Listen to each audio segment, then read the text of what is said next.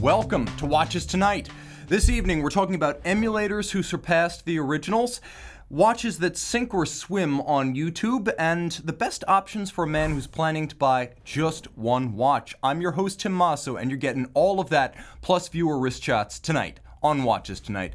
I have to remind you, the folks who make all of this possible in the most literal sense, thewatchbox.com, newly redesigned. We also have a new and redesigned Watchbox app, the best place to buy, trade, or sell watches 24 hours a day and globally, especially when you want to sell. We make it fast, we make it easy, and a no-brainer. 24 hours a day and global with watches in South Africa, Neuchâtel, Switzerland, Hong Kong, the United States, and very soon Singapore. We're everywhere. Okay, guys, I can see folks are joining in from far-flung. Eddie Landsberg, first in the box. Matt Foster, Azza28, Edward Ledden of Sweden, Blue Shirt Buddha, Aaron Edgerton, 41 Mets J, Don Rogan, I got your email. I will do my best to honor that request for the FP Journ.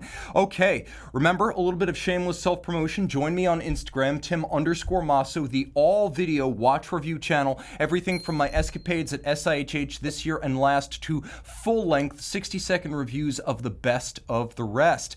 I have everything from Audemars Piguet to Zenith and all in between. Viewer wrist shots. Let's take a look at yours. Okay, Ryan M. is strapped for success with his Tudor Black Bay 58 on a NATO strap. Well chosen. Abdul R. showcases his 1994 Rolex Explorer II in Germany.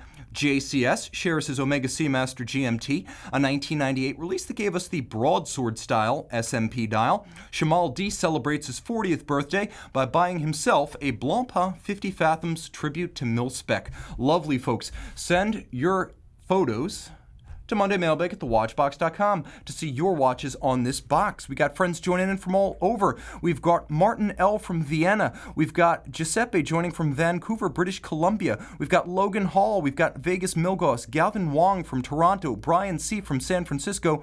We've got Busur from Zambia joining in. And I think we have a few more. We have Nolan Reed joining in from Atlanta. And we got Zeus87 paying tribute to our Tour de France winner. Congratulations to Egan Bernal of Colombia. I doubt he's watching, but I know he would be into watches. After all of the pro cyclists are, just so you know what we're talking about.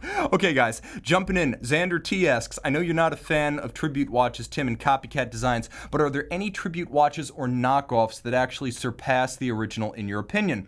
This is an interesting question because on occasion, the innovator in a space, and it could be watches, cars, aeronautics, anything, winds up launching a first-generation product of a new concept only to see competitors take notes, make improvements, and launch a response that surpasses the original, which is more innovative but perhaps less appealing. So consider the landmark Mercedes-Benz CLS from the 2000s. It created the four-door coupe genre. It's a segment of car that did not exist before this one.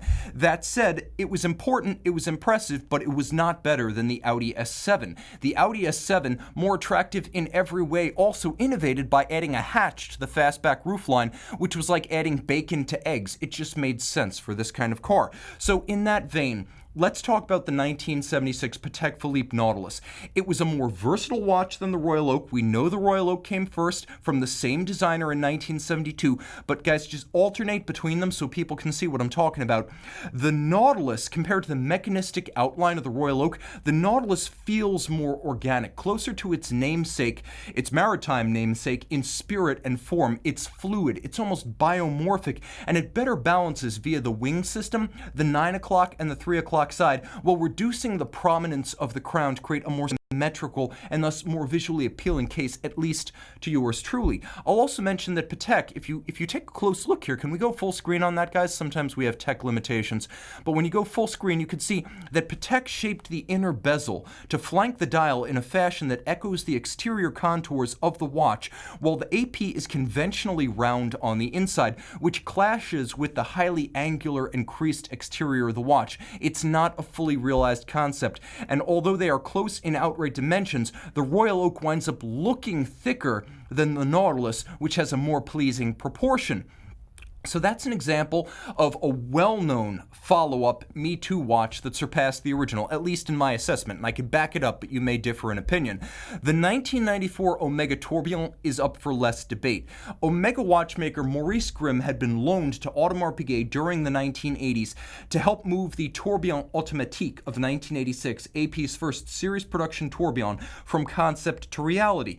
Both of the watches, the Omega and the AP that came before it, featured a dial-side tourbillon, which was pioneered by alternately Daniel Roth, Franck Muller, and AP during the 1980s, but it became a signature with AP and Omega. The difference is that the Omega, if we can go to the Omega Tourbillon, it is better balanced than the Audemars Piguet because the automatic system in the Omega is a circulating rotor, allowing a round and conventionally assembled case. Now, it's true that in this first generation watch, the rotor was built into the case back, but it worked like a normal automatic.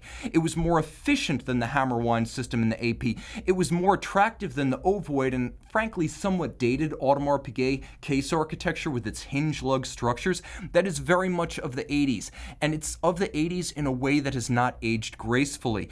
It is better sized at 38 millimeters. The Audemars Piguet, by contrast, is literally the size of most standard postage stamps. And I would say more enduring, the Omega Tourbillon Central is still part of the collection in the DeVille model line today. It looks as graceful and apropos as a flagship model for one of the great brands as it did back in 1994 for the centenary of the Omega name. Today, the AP Automatique, by comparison, looks like a product of its age that is still stuck in that era. It's historically more important than the Omega, and it was the innovator in series production tourbillon and the first ever automatic tourbillon. That said, between the two, the Omega has aged better. It's simply the winner in this comparison. I'll also mention, let me jump into the box real quick. Abu Sadiq joining in. We've got Who Win joining in, finally catching the live show. We've got Slayer Rock Forever, a fan of thrash, Big Four thrash, to be clear, saying he's waiting for the Timex Milgauss GMT 50 Fathoms. You never know. And then right here we've got Josh V from Salt Lake City and John A from San Antonio. Thomas Burnett joining in and Aniket P joining in as an Omega fanboy. He is happy to see the Omega Tourbillon. And then right here we've got greetings from Las Vegas, Breguet 101. We got a couple of friends from Vegas, Sin City tonight in the box. Okay, 2007, Longines. Longines basically created the vintage tribute dive watch segment in 2007 with the Longines Legend Diver, and it is, in its own right, a modern classic. It does not bask exclusively in reflected glory because it pioneered a segment. That said, consider everything it brought to the table. A vintage look, but with modern build quality, a warranty, and as a dive watch looking thing, it was actually diveable, unlike any dive watch from the 1960s. That was before the tribute watch genre was even a thing. And then 5 years later, in 2012, Tudor launches the Heritage Black Bay. And with one watch, Tudor basically co-opted the entire segment that Longines and others had pioneered. Today, if you talk about vintage tribute divers, this is the first watch that comes up. In fact, it's often the first, second, third, fourth, and fifth watch that comes up. And it has been relentlessly upgraded as Tudor has added in-house calibers, COSC certification, bronze cases, thinner cases, black cases, chronographs, GMTs, straps of all descriptions, bracelets, retailer editions for Harrods and Bucherer, and all manner of bezel colors. In almost every instance, Tudor mostly held the line on price, making that evolution even more impressive. Today, if you asked me which watch exemplifies a product class that Longines created, I would have to say it's the Black Bay, and it's not even close. Jumping into the box, we have some fans in the box right here. We've got David Moore joining in, saying he's wearing his Blancpain Le Mans flyback. We've got the Watch Lounge, saying the Longines Heritage Legend Diver is a great piece, incredibly versatile, and for the price, you can't beat it. Right here, we've got the Pox Box joining in from Bad Homburg, and we've got Daniel K joining in from Slovakia in Europe. Welcome, guys, and thank you so much. I appreciate everyone who's tuning in late at night from Europe and those getting up early in the Far East. Sandra R asks, interesting, we've got a lady viewer. I appreciate my women out there. We're 97% male by demographics on this channel. We do need a few dissonant perspectives. And she asks a great question because it relates to what I'm doing. It's very meta. With all the watches you filmed on YouTube, Tim, have there been any surprises when a watch or brand produced more or less video interest than you expected? Can you share which watches gained more or less attention than you anticipated on YouTube? This is a great question because I have noticed some patterns, and I'm most interested in the counterintuitive results. Of course, Rolex, Grand Seiko, Omega, Steel Patek sports watches, standard Royal Oaks, they always do great views. They are always well subscribed. I have no complaints. When I need to put up a big number over the weekend, I often count on them for my two most important days, Saturday and Sunday. In general, a little background, my average watch video goes up and it pulls in about 1,000 views over 24 hours. Then it accumulates, basically just gathering views at a slower rate as search becomes the dominant vector and subscribers start tailing off as the source of views. I film 32 reviews each week and 4 of these shows for 36 videos a week. Watchbox Reviews is more dependent on search and suggested videos than it is on subscribers. That's why, for example, we have 2 channels, one with 300,000 subscribers, one with 60,000 subscribers, but they have the same volume in terms of actual views.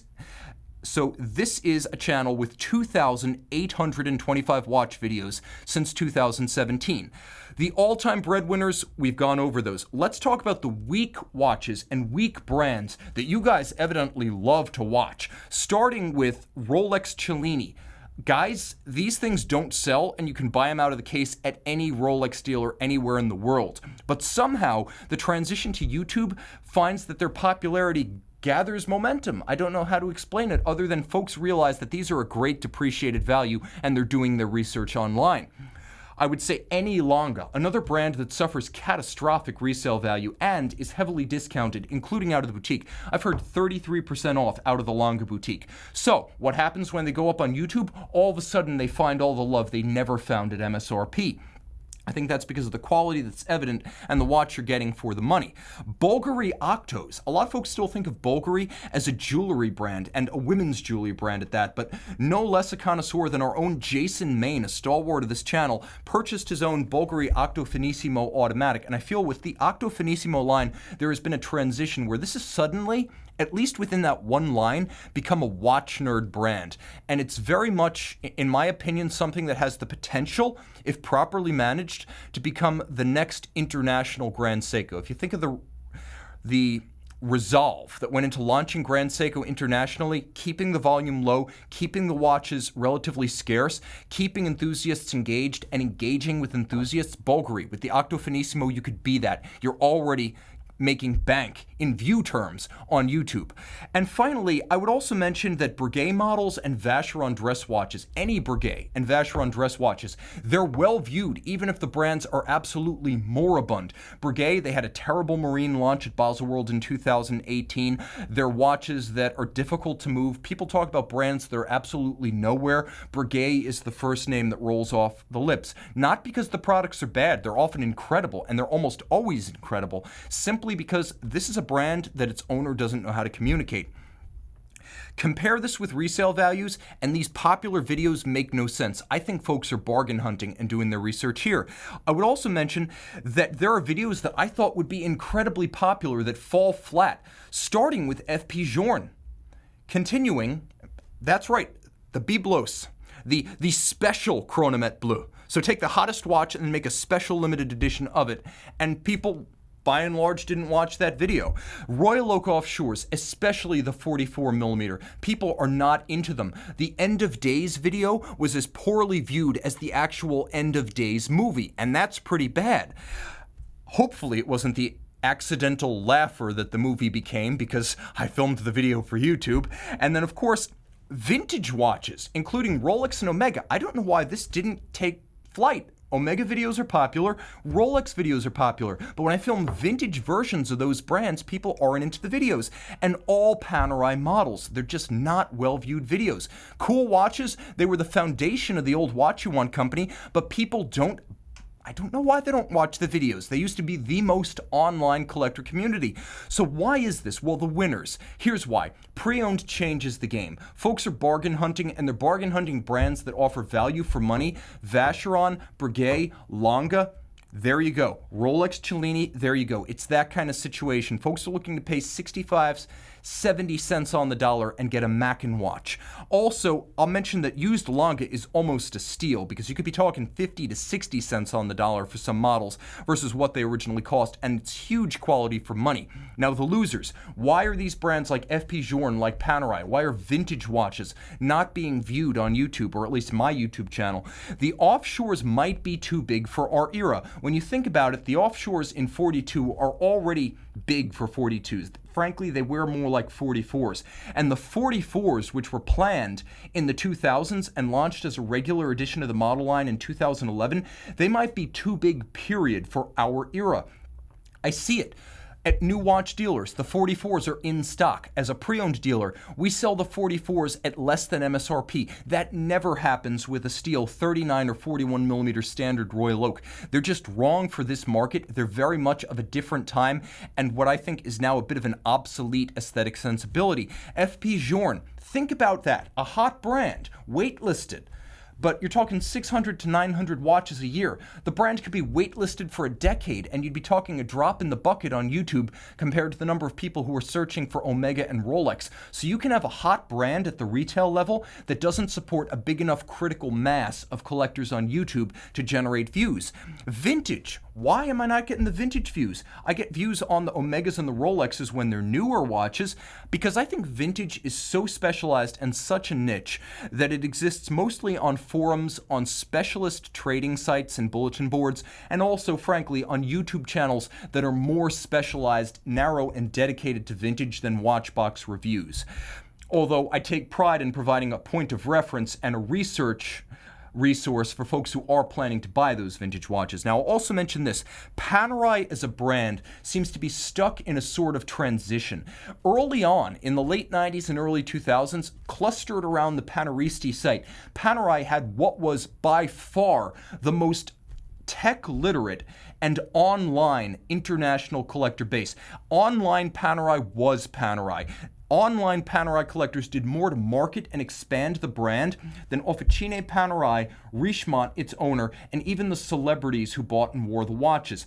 All of which is to say, Panerai has fallen from grace since the early 2000s. I think that the guy who drove Paneristi.com in 02, in 03, in 04 is now one of the older Gen Xers, or he's a baby boomer. Remember, that was almost 20 years ago. Those people, especially the boomers who drove early Panerai surge, they are retiring now. And even if they're wealthy, when you're on a fixed income, that changes things. The trophy house, the trophy car, the trophy watch, that becomes less of a priority than managing your wealth over the long term. That guy's out of the watch market. And even the older Gen X guy, the guy who's in his late 50s, he's looking at expensive purchases like luxury watches, like Panerai, with a different perspective. He's not a serial customer anymore, even if he occasionally buys. The younger audience, the millennials and the younger Gen Xers, I'm not sure they're into Panerai. A lot of them think the watches are too big, too expensive, they're too numerous. Panerai makes between 70 and 90,000 watches a year now, and frankly, a lot of folks think they all look the same. So Panerai's got to build bridges to a new generation of collectors. Like Harley Davidson, they have an aging base of enthusiasts, and they have not yet captured the surrogates or the replacement for that, and I think that's the weakness with Panerai right now. They tried to reconnect with their core male audience this year with 1 million submersibles at SIHH. You guys tell me in the box, is it going to work? What does Panerai need to turn it around? I see Kevin S. saying, I think Panerai is a dead brand. Cool watches, but I don't see them making it in this market. If you can't sell steel sports watches these days, you are toast. John Doe offering a contrasting perspective. I love my PAM 268. And then we've got Alan A. saying, I dislike the ugly crown guard on Panerai. I don't think he's a Paneristi or a Paneristo in any era, Alan, right there. And then I see High and Rising asking, what's with O.J. Watley? Is he hanging out in Florida?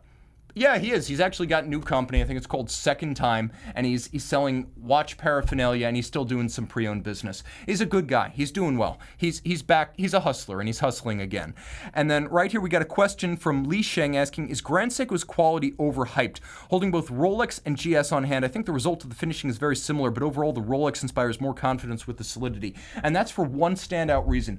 Rolex bracelets and clasps are head and shoulders above what you get from Grand Seiko. Now, Grand Seiko dial quality, Grand Seiko case finish. That's where they pull ahead of Rolex. Black polishing a case rather than a screw or a swan's neck regulator, that's something Grand Seiko does that the Swiss don't do.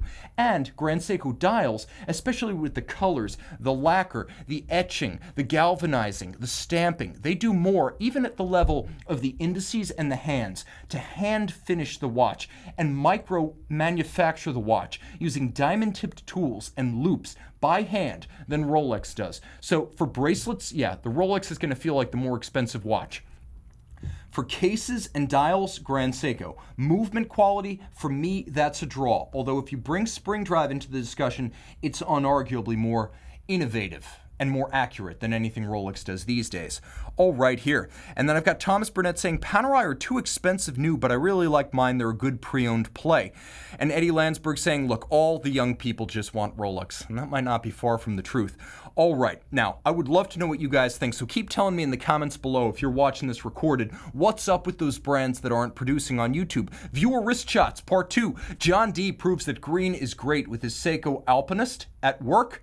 At the office, Andrew B rides the rails in the Pacific Northwest on Amtrak with his Rolex GMT CHNR and watches live. I'm in good company there. Roger H offers a pyramid scheme, if you will, with his Glycine Airman GMT in Cairo with the Giza Plateau in the distance.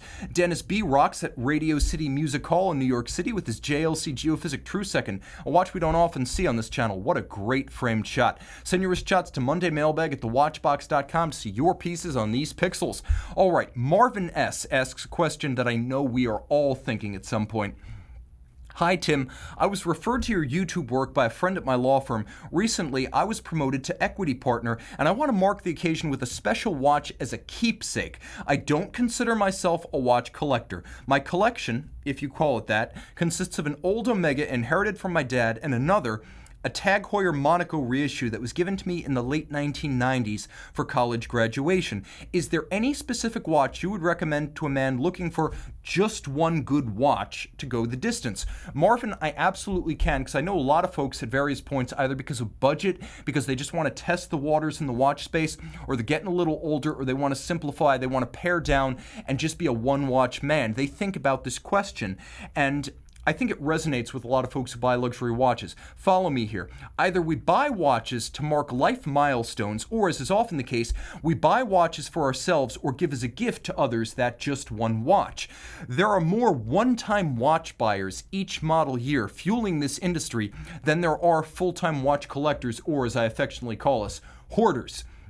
Let's consider a few candidates to be your one perfect watch, starting with the Omega Aqua Terra. So the Seamaster Aqua Terra, 38.5 millimeters in steel. It has a few traits that I consider to be universal watch qualities. First, 38.5. Anyone can wear this watch on any wrist size. Second, full bracelet. So if you're not into the watch hobby, you're not going to be down with buying a $200-300 strap every 2 to 3 years. The bracelet removes that obligation and that expense. I'll also mention that the watch is water resistant, 150 meters. This can be your beach to tux watch, and it's sober enough about its style that you literally could wear it with casual or formal attire, and no one would say, hey, that's a honkin' sports watch on your wrist. They'd probably nod, take a look, move on to whatever. This is a nice watch that is truly versatile, and it also gives you anti-magnetism with a silicone hairspring. We're talking amagnetism here, so if you're around high-powered electronics, again, this is your watch. In the law firm, you do this all the time with your watch over the magnets in your speaker. In the speakers, the static speaker magnets in your laptop, that can magnetize your watch. I've seen it happen a million times. I'll also mention that this is a watch with a 60-hour power reserve, chronometer certification, exotic escapement with the coax, and although 8400 new, these are pre-owned now, that's a discontinued watch, you're talking about $5,000 to $6,000, box and papers, all accessories. This is a great place to get started if you don't want to spend a ton of money. Now, if you want to spend a little bit less than a month's salary, regardless of where you're a partner, I would recommend the Oris Aquas Date 39.5 millimeters with the green. Now, in 2018, we got a more manageable 39.5mm Aqua date case. And I think that's going to age a lot better if you're looking for a one watch to go the distance than the standard Aqua in its 43.5mm case. That's almost 44. That's too big. This will wear on any wrist, and I think it will age gracefully. Steel case, intense dial with character, a substantial bracelet with extension, all for $2,100 if you get it on the bracelet. You've got a ceramic bezel, which is nice and scratch resistant, but also, since you're at a firm, you can use a bezel, a dive bezel, for timing billable hours. I find a dive bezel is better than a chronograph for keeping track because you get a full 60 minutes rather than a chronograph's typically 30 minutes. And if you're not into the watch hobby as a going thing, you're probably not going to tolerate the downstream service costs of a chronograph, so this is a better bet. Just use the bezel. I'll also mention that if you buy the rubber strap there, the brown calfskin strap, and you get the watch on the bracelet, for just a few $100s more in accessories, you wind up with 3 different looks, and the watch can dress up or dress down 3 different ways. Pay less than $2,000 if you buy this watch used, and you've got a great deal. Jaeger LeCoultre Master Compressor Memovox. Okay, going into more of a high horology brand right here. This is a great only watch. If you're down with the look, which I will admit is polarizing, I love it the way I love pugs. Not everyone loves pugs. It's a love-hate type of breed. It's a love-hate type of look, and that's what that watch brings. But the engineering is clever. With that compressor crown system, half a turn, you're water resistant. Half a turn, now you can set your watch. 41.5mm, so I still think this should wear on any wrist. It's an automatic. It comes from a truly great brand, the watchmaker's watchmaker, which is, in my opinion, on par with the likes of Lange, AP, Patek, Audemars historically. They'll run anyone close. And I'll also mention that this watch is an alarm. So between the inner rotating bezel, which you can use for timing, and the alarm, you have the ability to time things when the stakes are low, but with the alarm, you up the ante. So you truly will not forget to wake up. You will not forget to attend a meeting. You will not forget to catch your flight when you're reading in the Admiral's Lounge at the airport. The alarm is very versatile, and I recommend you give it consideration. Get the full bracelet version. The bracelet here gives you that look, that integrated aesthetic. If you're used to the look of a modern Omega or Rolex sports watch, getting this watch on the bracelet makes a lot of sense, especially since the bracelet, frankly, is brilliant. With spring bars rather than pin sleeves or screws used for the bracelet, you wind up being able to size the bracelet with a strap tool. There's a double clasp. Each side of the deployant clasp has a micro adjust built in. And figure on $7,000 to $9,000 based on boxes, papers, accessories, recent service, whether it's on the bracelet. I say pony up the $9,000 and buy the best version you can on the bracelet, and get the straps if you want to change the look after making the initial purchase. Let's jump into the box right here. Adam Dorney saying, hey Tim, being a fan of F1 and watches, are there any collaborations that you have liked? I would have to say that one collaboration I really loved that skirts Formula One but deserves to be mentioned in the same breath, the 2014 Tag Heuer Carrera McLaren MP4 12. The MP4 12, named after the McLaren road car rather than the race cars. It was an incredible titanium, limited edition, automatic winding, flyback chronograph, annual calendar. It was very tech. It used sapphire, carbon fiber, titanium, rubber. It looked awesome. It was unique. It was very focused and very apropos for a McLaren collaboration, and I would recommend that above anything else that has been designed expressly as a Formula One watch. There have been too many dismal collaborations, and the Richard Mille race machine for your wrist thing is played out, hackneyed, and frankly, I'm done with it. That's why I hardly ever talk about Richard Mille on the show. So see, if you can wear that 44 Tag Heuer, I would actually recommend that. I just did a tag endorsement. How about it, guys? It's probably a first on the show. And then right here I can see we've got Ramiro R joining in, saying sup all, sup Ramiro. And then we've got Andres Morales, which Aqua Terra is the best color dial? Personally, I like black and blue. If you want something that's a bit more formal, you can go with silver. But there are several options out there that are unconventional. But for the annual calendar, give me black or blue. And then right here, we've got Brian C saying JLC Reverso would have been a better choice for a law partner. But here's the thing, not water resistant. And I'm trying to make it recommendation that the guy can wear all the time. I want to watch he can shower in, swim in, and sleep in. Okay, jumping into the next option, we've got a watch that is all that and more. High horology again, Vacheron Overseas Generation 3. Now, in the second generation of the watch, the chronograph was the one to own. This generation, Generation 3, you want what Vacheron calls the self-winding, the 4500V, 41 millimeters in stainless steel, only 11 millimeters thick. This is an easy watch that you can wear under a cuff. It's also a very sporty watch, and you don't have to buy accessory straps. You get the bracelet, you get 2 straps, accessory straps that are both rubber and leather, and they're keyed to the color of the dial of the watch. You get 4 dial choices. You get black lacquer, you get silver, you get a blue that is best described as FP Journe Chronomètre Bleu Bleu, and then you get a wonderful brown that really has no equivalent anywhere else. It's very distinctive of this watch, and it would be my personal choice. Now, the timepiece has a movement of note too. For the first time on the Overseas, you're getting a display case back, a manufacturer movement, and the Geneva hallmark. It has a long power reserve, and it is truly beautiful, but you don't compromise durability. 25,000 ampere per meter anti-magnetic, 150 meters water resistant, more than any Nautilus or standard Royal Oak. Now, I think this is going to be one of the more expensive watches on the list. New, you're going to pay $19,300. I recommend buying it a year old, or a few months old if you can find, still under warranty for $16,000 to $17,000 pre-owned. This is a very versatile watch in a very versatile size.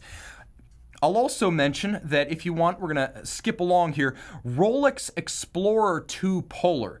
I can't tell you how much I love this watch.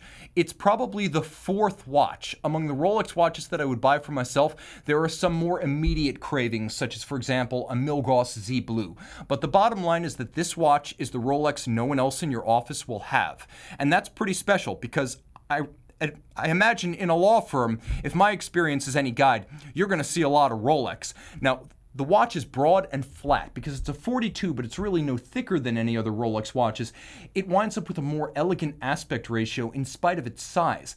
Also, it is a very versatile piece. 100 meters water resistant, automatic, a date, full bracelet, and a 12-24-hour dual time functionality. So you have a lot of practicality if you're dealing with folks, maybe other partners, maybe clients, maybe interlocutors who are in different time zones. Having that 24-hour second time zone is very useful. Now, if you don't like the white gloss dial, you have 2 dial options, which gives you a bit of flexibility that's not universal in the modern Rolex collection. I'll also mention that it's available new with no wait for $8,100 US with a 5-year warranty from Rolex. So you can go into a Rolex dealer and you might even see it in the case. If you don't see it in the case, you should be able to place an order for it and receive it quickly because it's not waitlisted. Secondary market prices are reasonable, but they're about $7,500 to $8,200, which is to say there's really no advantage to buying this one used.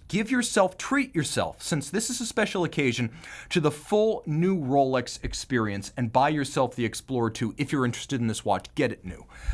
Now, Zenith Chronomaster El Primero Caliber 410 Charles Vermeau. This is a limited edition and everyone has a Speedmaster. The Daytona is waitlisted new and overpriced pre-owned. This is going to be the chrono for you, and the one that I recommend. More soul and character than the alternatives, because it's a Zenith, it's an El Primero, and it's got a great story behind it. 42 millimeters in stainless steel. This is what a modern men's complication should be. It's not petite, it's not oversized, it's a nice sweet spot in between. And I'll mention that with a full calendar, a moon phase, automatic winding, and the historic El Primero movement, 50 years young this year, you're getting a significant watch and a lot of complication for your cash. There's the Charles Vermeau story. The factory foreman who in 1975 hid the tooling to make the El Primero, the tooling was exhumed in the 1980s and production was restarted. In between, the Zenith Radio Company, based in the US, had decreed that that tooling should be scrapped. It was strategically hidden, brought back out, everyone lives happily ever after. 1,975 pieces for 1975 in Vermeau's honor, so it's a great conversation starter. And while it was $11,700 new, probably too much money for a new Zenith, at about $6,000 to $7,000 pre-owned, the price now is right.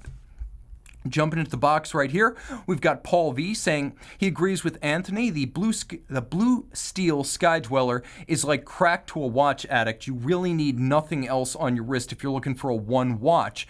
And then right here, Gary C saying the GMT function will be very helpful if you can't count on 4 hours. Maybe you meant 24 hours? And then right here, Joseph King, how does the bezel hold up on the Explorer II? I've seen a lot with the numbers rubbed out. Well, I have to say, all things considered, and I think that's the only context in which we can say rubbed out on YouTube, they hold up pretty well. On much older watches, 20 or 30 years, I've seen some issues with the lacquer coming out. I have never seen the current generation 2010s 216570 with the lacquer coming out. They hold up well. The key is always to find a Rolex that has not been refinished. That's really the key. And then right here, we have a question from Anthony. Do Zeniths have bracelets? Some do, that watch doesn't. And then right here, we've got Li Sheng asking, is the Chanel J12 a good buy for a man? Yes, I would say the Chanel J12 is a very good buy for a man. The watch just got better this year. Now it has an exclusive caliber in it. It's man-sized in black ceramic. It's man-styled. I would also mention that back in 2008, the High Horology J12, that is really the one to own. I've got some friends in the industry. Ariel at A Blog to Watch loves the Chanel J12 High Horology. Why? Because it's the only instance I know of a Chanel watch or a watch from any other brand that didn't go to APRP, getting an Audemars Piguet caliber. So that's a Chanel with an AP caliber. If you're going to get a J12, go back 11 years, get the J12 High Horology, and you'll have something that is almost unique. And without a doubt, a man's watch. Plus, compared to what it sold for new, you're going to be getting a bargain right here. Alexander opining that the Grand Seiko Snowflake would be an awesome statement watch at the firm, and I agree with you. The only reason the Snowflake did not make this list is because it's not loomed, and the Snowflake not being loomed makes it tough as an only watch. It is difficult when you're looking at just one piece, and it's dark in an airplane cabin, or it's dark as you're walking through the halls, or it's dark at your home, and you look and you got to turn on a light in the middle of the night. It's a great watch. My choice would be the SBGA 041. I believe that is a JDM model, the SBGA 041, 41 millimeters titanium spring drive, and it is loomed. That would be my choice if you're looking for a Grand Seiko to be your one and only watch. I see Enrique saying that the VC Overseas is not a bad option. Let me see if I can find your comment one more time because it's moving fast here. It is not a bad option, but I would choose a Breguet Marine 5817 1,000 times before. Their guilloche dials in solid gold are amazing. The aesthetic is near Voutilanen, but 10 ATM water resistant and a star second hand. This is absolutely true. All of what he says is one of the reasons why the 2018 Breguet Marine collection is not beloved of watch collectors. The older watches were far more charismatic, and they're a great candidate for a one and an only. And then right here we've got Dave Moore, referring to one of my earlier comments. Well played. I got past the censors right there. And then right here we've got Heriberto M saying, whoa, finally made a live show. Thank you for joining us. JBO Surf saying, if you have only one watch, you need it to have a display case back so you can see and enjoy the movement. That's a good point. I'm going to jump to the Sinn 936 Tegament and then a watch that does have a display case back. Okay, a watch that's a little bit understated in classic Teutonic sports watch fashion. This is one that came out in 2018, the Sinn 936 Tegament full bracelet. That means both the bracelet and the case have been carbon diffused. They're almost as hard as ceramic externally, so very scratch resistant. And I can tell you from owning a tegamented watch, it works. Here's the thing. If you want quality and reserve beauty that broadcasts neither ego nor expense, buy this right here. Depending on the size of your wrist, the 43mm case here might be a good choice. Some bigger guys need a bigger watch. It doesn't have to be bombastic or brash.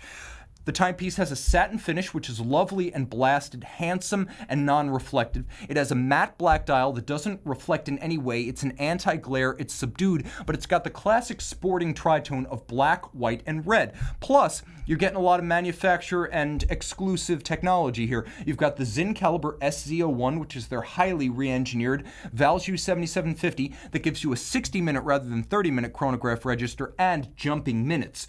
Also, you're getting 80,000 ampere per meter anti-magnetism, or literally mil Gauss. It has 1,000 Gauss of anti-magnetism. It has water resistance down to 100 meters, so it's fully swimmable, good to go. It's understated enough that you could wear it with formal attire, and in full bracelet, it's going to be durable. Plus, at $3,240, the price is right. Now, let's say you want to go high horology. I worked at Cadwalader out of college. It was my first job out of college, and that was a firm where there were some partners making millions of dollars a year in white shoe New York law.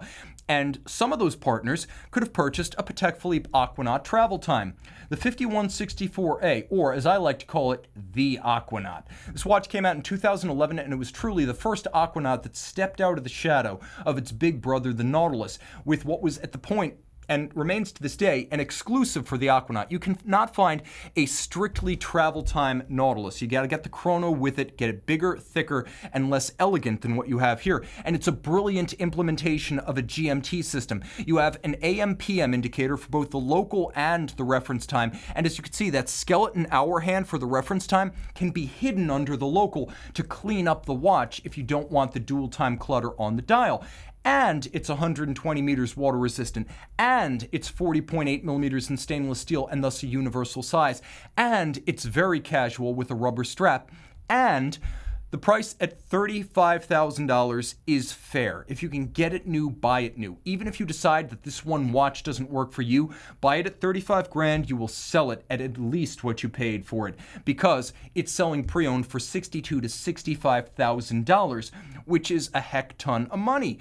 And I'll also mention, this is the Mac Daddy for prestige brands, and it's not a big bombastic watch that's going to declare your wealth. For the most part, folks don't know the Aquanaut. The Nautilus gets the nods, but the Aquanaut is more of a watch connoisseur's timepiece within the Patek collection.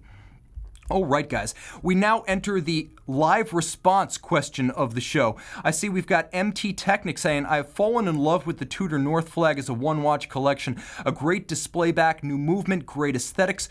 Hoi Win is saying the 356 is awesome. The newest one has the brushed case like the 556. I think that case is better looking than the bead blasted. That's a good point. Brushed versus blasted. You have a decision to make with Sinn watches. And then Li Sheng saying there's so many watches we love and would love to own. Can you teach us what we should consider to make the right decision? 1, buy within your means. Never finance fun. Spend cash. I would also say try before you buy, or work with an online seller who gives you a no questions asked right of return, because that's how it should be. You should never be stuck with a watch that doesn't fit or doesn't look great on your wrist. And deeply immerse yourself in online watch communities. Make yourself an expert in a watch before you buy it. You might burn out on it or discover that it's your true soulmate. And the more you explore, the more you will learn, and you'll have a better chance of picking the right watch for you. Right here, we have Russell996 saying, can't agree there, Tim. Just what was the antecedent comment that you can't agree with, just so I know. And then we've got Michael Sterling saying he loves the North Flag. We've got Busur, or BUWSUR, saying Viper versus Corvette. If you can get a 96 blue and white Viper, if you can get a 1965 Stingray with the disc brakes and the fuel injection, get that. It really depends on the model and the year. And then right here, we've got Augustin Ham saying, I tried a Moonwatch and was disappointed by the quality of the bracelet finishing. My daily wear is an Explorer 242. Can a Panerai 620 hold up in terms of heftiness and quality feel? I'm going to say that the thing about Panerai in general is that if you didn't like the Moonwatch, there's probably nothing about a Panerai watch that's going to impress you favorably. The bracelets are good, but they're not Rolex level. The watches are mostly unitary. Overall, if you want a watch that's going to amaze you with the quality of its bracelet and case assembly, you've got a better bet with something like Ball than you do with Panerai. Ball has some of the best bracelets in the industry. Also, the Karl F. Bucher or Petravi Scuba Tech has the most impressive non-Rolex bracelet that I've encountered, and don't undersell Blancpain. Both the 50 Fathoms and the 50 Fathoms Bathyscaphe, which is rarely seen with a bracelet, have two of the finest bracelets offered by any brand at any price. I would target one of those if you didn't like the feel of the Moonwatch, because a modern Moonwatch on a modern Omega bracelet feels pretty darn solid. And then right here, we've got Ryan G asking, Tim, can you tell me anything about Mula Glasuta? I think they're very individualist in their style. The price is right. You're not going to get a whole lot of horological innovation, but for example, the C Battalion GMT that I had on this show on Watches Live last week, is a very cool watch with a very distinctive look. They do some interesting things in modifying the movement. Their woodpecker regulator is mostly symbolic, but it is nice to see that they went into the movement and made some changes. They do have a history as a family, but they are a modern company founded after the fall of the wall, so they don't have a whole lot of real heritage. I would say go by the price and go by the style. If the watch looks good to you and the price is right, Moula Glasuta offers something you will not see around the office, and a watch that I believe offers a lot of elemental sports watch value. Right here, we've got Tim. Do you know of a smaller version of the Jaeger LeCoultre Grand Reverso 976? Unfortunately, all versions of that movement are absolutely huge. I would recommend you take a look at the current catalog, and in particular, take a look at some of the Reverso Classic small second models. They're not as big as the 976, they're not as thick as the 976, but they do give you the classic proportions of the 976. Unfortunately, the 976 and the 986 are just huge 2000s era reversos that have no modern equivalents and were absolutely enormous on the wrist. And then right here, we have Matthew Dale saying, budget and go with what you love, not what others say. I appreciate that. In that order, budget and make sure the watch is paid for, and then go with what you love. Truer words never spoken nor typed. And then right here, we've got Tal Bussett saying Tudor Black Bay Steel, and JBO Surf saying, I just had an idea for one watch. Blancpain Air Command Chrono. Not bad, considering it will literally be one watch. Okay, guys, thank you so much for joining in tonight. Everyone who got up early, everyone who stayed up late, everyone who watched in a second or third language, thank you for making this the highlight of my week and the best job in the world possible. Thanks to you, thanks to my crew, Time Out, Tim Out, and thank you, as ever, for logging on.